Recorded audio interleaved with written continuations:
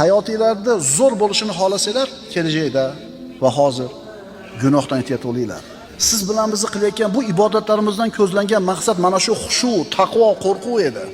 Agar biz namoz o'qisak, ro'za tutsak, zikr aytsak-ku, hayotda qilayotgan ishlarimiz bu zikrimizga, namozimizga to'g'ri kelmasa, demak biz bu amallarimiz faqat shakliy bo'lib qoldi. O'shuning uchun rizqingizda baraka yo'q. O'shuning uchun boshingiz qarzdan chiqmayapti.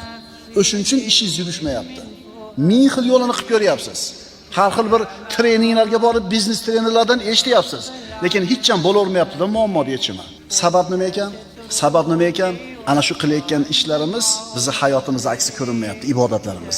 Shuning uchun aytyapmiz, birodarlar, har bitta holatingda Alloh seni kuzatib turishiga aniq ishonsang, mushkulalaring hal bo'ldi. Gunoh qilmaysan, mana shu mushkulalaringni hal bo'lgani bo'ladi. Tushundinglarmi, ukalar?